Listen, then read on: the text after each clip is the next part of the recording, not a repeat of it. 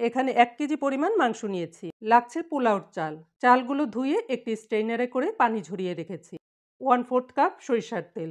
এই তেলের মধ্যে দিয়েছি গোটা গরম মসলা। এরপর দিয়েছি মুরগির মাংস আর লবণ। যতক্ষণ না মাংসের কালারটা চেঞ্জ হচ্ছে ততক্ষণ ভেজে নিতে হবে। দিয়েছি একটি টমেটোর পেস্ট, উঁচু করে 1 চা চামচ রসুন বাটা, 1/2 চা চামচ আদা বাটা। দিয়েছি কাঁচা লঙ্কা ফালি। আপনারা চাইলে বেটেও দিতে পারেন। দিয়েছি 1 চা চামচ জিরে গুঁড়ো, 1 চা চামচ ধনে গুঁড়ো, 1/2 কাপ টক দই, 1 চা চামচ লবণ। এরপর সবকিছু একসঙ্গে মিশিয়ে নিয়েছি। চুলার জালটাকে লো ফ্লেমে রেখে রান্নাটা করে নিতে হবে। এরপর ঢেকে দিয়ে অপেক্ষা করব। 50% সেদ্ধ হয়ে গেছে।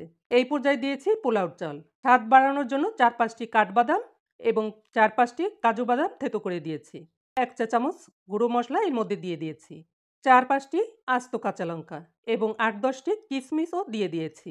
চালের জন্য লবণ দিয়েছি 1 চা চামচের একটু কম। ভালো করে মিশিয়ে নিয়েছি। এই পর্যায়ে দিয়েছি চালের ডবল করে পানি। এরপর চুলার জালটাকে মিডিয়ামে রেখে বলক আসা পর্যন্ত ঢেকে দিয়ে রান্না করে নেব। এই সময় দিয়েছি 1 চা চামচ গোলাপ পানি, 1 চা চামচ কেওড়া পানি। দিয়েছি পেঁয়াজ বেরেস্তা। এখন ঢেকে রান্না করে নেব। চুলার উপরে লোহার তাওয়া গরম করে তার উপরে তেহারির হাঁড়িটাকে রেখে দিব এবং চুলার জালটাকে একদম কমিয়ে রাখবো। 10-15 মিনিট হয়ে গেছে। এখন দেখিয়ে দিচ্ছি।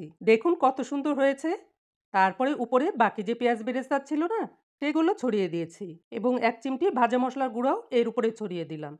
চুলার জালটাকে বন্ধ করে আবারও ঢেকে দিয়ে 2 মিনিট অপেক্ষা করব। 2 মিনিট পরে দেখুন কতটা লোভনীয় হয়েছে।